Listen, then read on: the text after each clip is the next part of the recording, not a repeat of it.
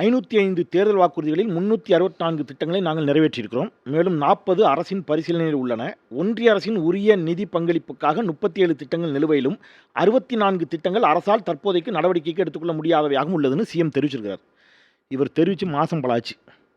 இதுவரைக்கும் இன்க்ளூடிங் எடப்பாடி பழனிசாமியோ பாஜகவோ தாவேகாவோ யாரும் இதை சேலஞ்ச் பண்ணல. இப்போ எல்லாரும் இப்படி பேசுகிறீங்கல்ல, திமுகவுடைய வாக்குறுதிகள் எத்தனை கேட்டிங்கன்னா எல்லாருக்கும் ஷபீர் உட்பட எல்லாரும் மனப்பாடமாக சொல்லுவாங்க 505ன்னு. 2017 அதிமுக எத்தனை வாக்குறுதி கொடுத்துச்சுன்னு கேளுங்க. 2016 அதிமுக எத்தனை வாக்குறுதி கொடுத்துச்சு? 2014 மோடி எத்தனை வாக்குறுதி கொடுத்தாரு? 2019 திருப்பி என்ன கொடுத்தாரு? 2024 என்ன கொடுத்தாரு? கொடுத்த எல்லாத்தையும் நிறைவேற்றிட்டாரா? நான் முடிச்சிடறேன். இப்போ என் கையில் அதிமுக தேர்தல் அறிக்கை 2016 இருக்குது, திமுக தேர்தல் அறிக்கை 2021 இருக்குது. இது நிறைவேற்றப்பட்ட திட்டங்களும் கையில் இருக்குது. நீங்கள் ஒரு அமர்வு வைங்க, டைமும் தர மாட்டீங்க, நான் பின் பாயிண்டாக எடுத்து பேசுகிறேன். அதிமுக தேர்தல் அறிக்கையில் சொல்லப்பட்ட திட்டங்களே திமுக நிறைவேற்றிருக்கு.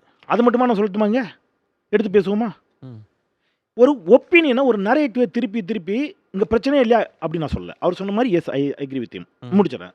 போராட்டங்கள் இருக்குது சார். எஸ்மா டெஸ்மா சட்டம் போட்டு அரசு ஊழியர்களை சிறையில் எடுத்த பிறகு ஜெயலலிதா வெற்றி பெற்றாங்க. மக்கள் நல பணியாளர்களை சாலை பணியாளர்களை ஒரே நாளில் வேலையை விட்டு தூக்குனாங்க. அதுக்கப்புறம் இங்கே ஜெயலலிதா வெற்றி பெற்ற காலம் உண்டு. அரசு ஊழியர்களுக்கு அள்ளி கொடுத்துட்டு சாமானிய மக்களை கண்டுக்கலன்னு ஒரு நரேட்டிவ் செட் பண்ணாங்க. திமுக அரசு ஊழியர்களுக்கு செஞ்ச போது அரசு ஊழியர்களுக்கு செய்யவே மாட்டேங்குது திமுகன்னு ஒரு நரேட்டிவ் செட் பண்ணுவாங்க. இங்கே பிரச்சனை இருக்குதான்னு அவர் சொன்ன மாதிரி இல்லைன்னு நான் சொல்லலை. சரி, ஆனால் அத்தனையுமே மொத்தமாக தட்டுறாங்க பாருங்க. அப்படி இல்லை, இருக்கிற பிரச்சனைகளோட செய்யப்பட்ட திட்டங்கள் நிறைய இருக்குங்க. இப்போ இந்த பிரச்சனைக்காகலாம் ஓட்டு போட மாட்டாங்கன்னு சொன்னா நான் அப்படி எடுத்துக்கிறேன் சார். கொஞ்சம் கூட ஸ்லைட்லி மாதம் 1000 ரூபா எந்த தாக்கத்தையும் ஏற்படுத்தாதா? மகளிர் கட்டணமில்லா பேருந்து எந்த தாக்கத்தையுமே ஏற்படுத்திடாதா? ஒரு சின்ன தாக்கத்தை கூட அது ஏற்படுத்தாதா? நீங்க கொரோனா காலத்தில் கொடுத்த நிவாரண தொகையில தொடங்கி கொரோனாவுக்கு கொடுத்த பேர் இதில் தொடங்கி அம்பேத்கர் அயலக கல்வி தொடர்ந்து காலை உணவும் நான் முதல்வன் தமிழ் புதல்வன் புதுமை பெண் இப்படி திட்டங்கள் இருக்குல்ல. இதை தாண்டி 5 வருஷத்துக்குள்ள வின்ஃபாஸ்ட் ஒரு தொழிற்சாலையை தொடங்கி இல்ல ஒரு லாஸ்ட் வார்த்தை சார், 2 வார்த்தை சார். நீங்க டேட்டா ஒன்று பேசுறோம், எதுவுமே நடக்கல அப்படின்னா 11.19 பொருளாதார இடஒதுக்கீடு எப்படி வந்து பொருளாதாரத்தில் நம்ம முன்னேறினது எப்படிங்கிற கேள்வி இருக்குல்ல. அண்ணன் பேசும்போது சொன்னார் பிரச்சனைகள் இருக்கிறது அப்படின்றதுனால அப்படியே பிரச்சனையாகவே அது இருக்கட்டுமே, நமக்கு அது பிரச்சனை இல்லை அப்படின்னு நினைக்கக்கூடிய ஒரு அரசாங்கம் எப்படி செயல்பட முடியும்? பாதிக்கப்பட்டவர்களுக்கு மாதிரியே சாதித்தவர்களும் இருக்கிறார்கள் இல்லையா, அதை சொல்லவே கூடாதுன்னு சொன்னால் எப்படி? இன்னும் ஒரு வார்த்தை சொல்லிடுறேன். நீங்கள் இதெல்லாம் நம்பிக்கையை விஜய்க்கு கொடுத்துருக்குறாங்க. விஜய்க்கு எப்படி கொடுக்கும்? தன்னுடைய சொந்த கட்சி நிர்வாகி அவரை பார்க்க முடியல. அவங்க நிற்கிறாங்க வழியில், காரை மறிக்கிறாங்க, இறங்கி நின்று பேசினாரா? கார் அந்த அம்மா மேலே ஏற்றுறாங்க. அந்த அம்மா போயிட்டே இருக்குது, கார் போய்கிட்டே இருக்குது. அந்த அம்மா விலகலைன்னா காரை ஏற்றிருப்பான். அந்த அம்மா சூசைட் அட்டன் பண்ணி ஹாஸ்பிட்டல் இருக்குது, போய் பார்த்தாரா? இதை எதை பற்றியுமே புரிதலற்ற ஒரு சமூகமாக தமிழ் சமூகம் போயிடுச்சா? இப்போ களம் மக்கள் எப்படி பார்ப்பாங்க அப்படின்னு மதிப்பிடுவாங்க, நீங்கள் எப்படி பார்க்க? முன்னாடி ஆர்கே சார் பேசினார், அதே மாதிரி தோழர் ஷபீர் பேசினாப்புல. அது ரெண்டுமே அரசியல் கட்சிக்கு அப்பாற்பட்டு மக்கள் முன்னாடி இருக்கிற பேசு பொருளை தான் அவங்க கோடிட்டு காமிச்சிருக்காங்க. ஆர்கே அவர்கள் சொல்லும்போது பிஜேபி தான் தமிழகத்தை அதிமுக மூலமாக ஆட்சி பண்ணும், பிஜேபி தான் இனிமேல்ட்டு இங்கே டேர்ம்ஸை ரெஃபர் பண்ணுன்னு சொன்னால் இங்கே இருக்கிற வாக்காளர்களுக்கு அது பிடிக்காது. அதனால தான் அதிமுக தலைமையில் நாங்கள் தேர்தலை சந்திக்க போகிறோன்னா அதற்கு வாக்காளர்கள் வேறு மாதிரி பார்ப்பாங்க. பாரதிய ஜனதா கட்சி தலைமையில் தான் இங்கே ஆட்சி இருக்கும், என்டிஏ முதலமைச்சர் வேட்பாளர் முடிவு பண்ணனா மக்கள்கிட்ட அதுக்கு வசீகரம் இருக்காது. இது ஒரு பேசுபொருள், இது அந்த என்டிஏ கூட்டணிக்கே ஒரு பிரச்சனை.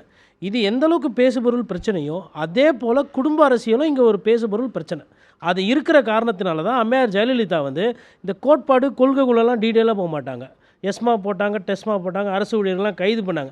கடைசியாக என்ன பண்ணுவாங்க, இவர் கலைஞர் அவர்கள் குடும்ப அரசியல் பண்ணுறாரு அப்படின்னு சொல்லி அந்த ஒரு பிரச்சாரத்தை ஒரு 2-3 மாதம் பண்ணிவிட்டு அந்தமா அவர்கள் ஜெயிச்சதையும் நம்ம பார்த்துருக்கோம்.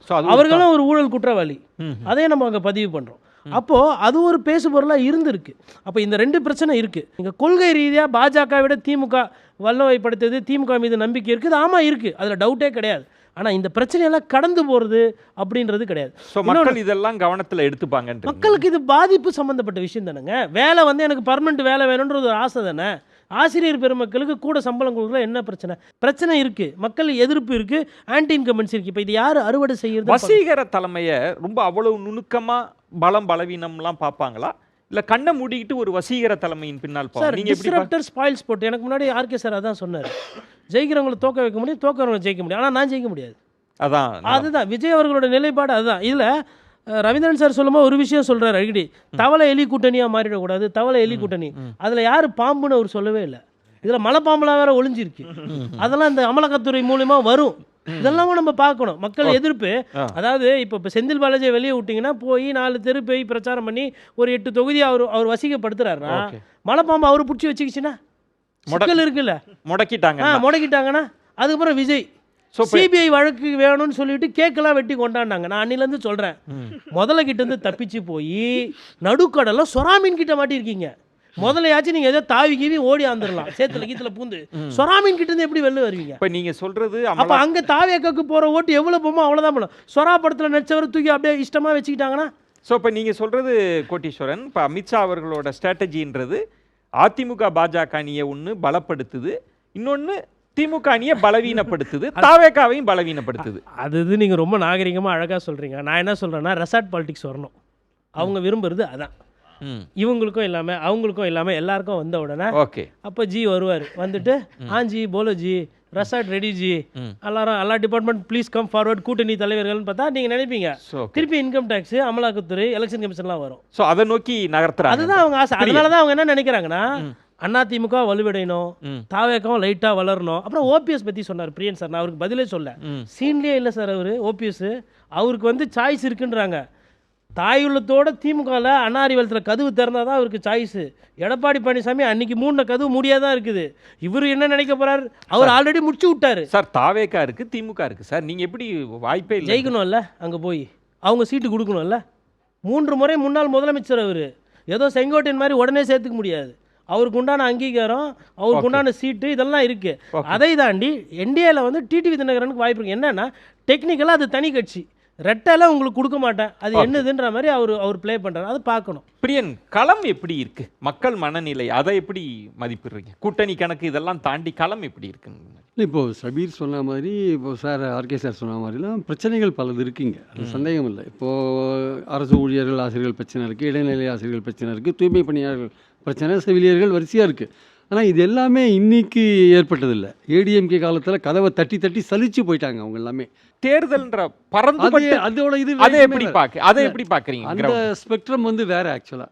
அது எப்படி அந்த ஸ்பெக்ட்ரம் வேற. இந்த போராட்டம் இதெல்லாம் ஒரு பக்கம் இருந்தால் கூட, இப்போ அரசு ஊழியர்கள் ஆசிரியர்கள் பிரச்சனையை வந்து ஒரு வழியாக தீர்த்துட்டதா திமுக சொல்கிறாங்க. அவங்க சீஃப் மினிஸ்டருக்கு ஸ்வீட்லாம் வாயில் ஊட்டி விட்டாங்க. இதோட வந்து அதுக்கு ஒரு ஃபுல் ஸ்டாப் வச்சுட்டாங்க. ஏடிஎம்கே இதை பற்றிலாம் பேச முடியாத நிலை இருக்குது. சபீர் சொன்ன மாதிரி தான். ஏன்னா எல்லாத்துக்குமே மூல காரணம் அவங்க தான் இருக்காங்க, பேச முடியாது. ஒரு போராட்டத்திலேயாவது இந்த போராடுறவங்க ஏடிஎம்கே ரெப்ரஸன்டேட்டிவ் கூப்பிட்டாங்களா? பார்த்தீங்களா? கூப்பிடவே இல்லை. அவங்க விஜயை கூட போய் பார்த்தாங்க, சீமானெல்லாம் கூப்பிட்டாங்க, ஏடிஎம்கே ரெப்ரஸன்டேட்டிவ் கூப்பிட்டாங்களா? ஏன்னா இது எல்லாத்துக்குமே ஆணிவேர் அங்கே தான் இருக்குது ஆக்சுவலாக. அதனால் கூப்பிடல. அதனால் ஏடிஎம்கே வந்து இவங்கள வச்சுட்டு வாக்குகள் வாங்குறதுன்ற விஷயம் இருக்குல்ல, அது நடக்கக்கூடிய காரியம் இல்லை ஆக்சுவலாக. அதனால் அந்த ஆதரவு வந்து திமுகவுக்கு தொடர்ந்து இருக்கும். ஆனால் கொஞ்சம் இழப்பு ஒரு அதில் இருக்கும், இல்லைன்னு சொல்ல முடியாது.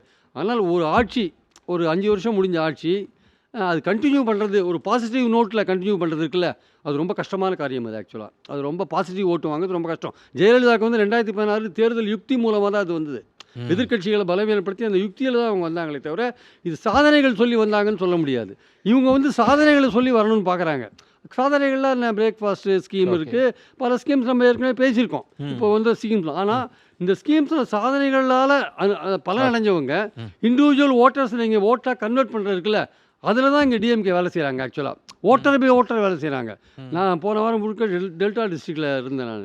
அங்கே பார்த்தீங்கன்னா விவசாயிகள் பெருசாக நாங்கள் அங்கே போகிறதுக்கு முன்னாடி நான் இங்கே என்ன நினச்சிட்டு படிச்சுட்டு போனோன்னா, அந்த நெல்லெல்லாம் மழையில் நனைஞ்சி முளைச்சி போய் பெரிய ஒரு பிரச்சனை, அது இது எல்லாம் சொன்னாங்க. இப்போ டெல்டாவில் ரொம்ப விவசாயிகள் கோபமாக இருக்குது. பட் அங்கே பார்த்தா திருவாரூர், நன்னிலம் அந்த ஏரியாக்கள்லாம் சுற்றுப்பயணம் பண்ணால் ஒன்றும் விவசாயிகள்கிட்ட வந்து இன்னும் திமுகவுடைய ஆதரவு தான் இருக்கே தவிர, சார் பரவாயில்ல சார், அப்படி எப்படி போய் கடைசியில் ஏதோ பண்ணிடுறாங்க சார் அப்படின்ற அளவுக்கு தான் அவங்க போகிறாங்களே தவிர, இவங்க நினைக்கிற மாதிரி அதிருப்தி அங்கே இருக்கிற மாதிரி தெரியல. பெர்செப்ஷன் பார்க்குற அளவுக்கு இந்த பார்க்குற எதிர்ப்புன்னு நம்ம பார்க்குற சோஷியல் மீடியாவில் பார்க்குறது, இந்த மாதிரி விஷயங்கள் கிரவுண்ட் லெவலில் இருக்கான்னா, இந்த டிஎம்கே பண்ணிருக்கிற திட்டங்கள் வந்து ஏதோ கீழே ஒர்க் பண்ணிருக்கிற மாதிரியான ஒரு சூழல் தான் நமக்கு தெரியுது ஆக்சுவலாக. ஆனால் அதுக்குன்னு இன்னைக்கு எதிர்க்க வந்து அணிகள் வந்து பிரிஞ்சு கிடக்கு. திமுகவோட முக்கியமான பேட்டில், இன்னொரு பேட்டில் என்னென்னா, எதிர்க்க வந்து எந்த அணியும் ஒழுங்காக வரக்கூடாது. சிதறி அதுதான் இருக்கணும். அவங்க நோக்கம் ஆக்சுவலாக. அதை சிதைக்கணும் ஆக்சுவலாக. ஓபிஎஸ் முடிஞ்சா டிடிவி இழுக்கணும், முடிஞ்சா Okay. தேமுதிக இழுக்கணும், Okay. எல்லாரும் இழுத்து புதிய தமிழகத்தை இழுக்கணும், எல்லாரும் இழுக்கலான்னு ட்ரை பண்ணிட்டு, இல்லை இவங்க பக்கம் வராட்டி கூட பரவாயில்ல, அங்கே அவங்க பிரிஞ்சு கிடக்கணும். அதை அதை பயன்படுத்திக்கிறது பயன்படுத்திட்டு இவங்க வெற்றி பெறணும். அந்த திட்டத்தை வந்து கீழ் லெவலில் கொண்டு போய் ஒவ்வொரு ஓட்டனையும் வந்து ஓட்டாக கன்வெர்ட் பண்ணணும், ஆதரவு ஓட்டாக நான் கன்வெர்ட் இப்படி புரிஞ்சுக்கிறேன். அந்த பாயிண்ட்ல தான் அவங்க ஒர்க் பண்ணுறாங்க ஆக்சுவலாக. இப்போ ஒருவேளை ஒரு நல்ல அணி மாற்று தரப்புல அமைஞ்சிருச்சுன்னா அமைஞ்சதுன்னா கடும் போட்டி கடும் போட்டியை வந்து திமுக சந்திக்க ரவீந்திரன் வேண்டியிருக்கும். துரைசாமி சொல்லவே இல்லை இந்த சுற்றுல. உங்கள் பார்வை எப்படி இருக்கு? களம் எப்படி இருக்கு? மக்கள் மைண்ட் எப்படி ரீட் பண்றீங்க? 57 62 காமராஜ் உயரத்தில் கட்சியை கைப்பற்றி எதிரிகளை விரட்டி கட்சியை கைப்பற்றி காமராஜ் இருந்த உயரத்தில் கூட்டணி பலத்தோட ஸ்டாலின் இருக்கிறார். 2019 ராகுல் பிரதமர்னு சொல்லி தான் அவர் களத்தை சந்தித்தார். மோடி பண்ண சில அரசின் விளைவாக 2024 ஸ்டாலின் இந்தியாவை காப்பாற்றுவார்னு ஸ்டாலினை முன்னிலைப்படுத்தி தான் அந்த வாக்கு எடுத்துறாரு. அப்போ சே நூற்று ட்ரக் அண்ட் டிஎம்கேன்னு சொல்லும். இப்போ நம்ம பேசின அவ்வளவு இதுவும் கோடீஸ்வரம் பேசின இவ்வளவும் கடுமையாக திமுக அரசுக்கு எதிராக வைக்கப்பட்டது.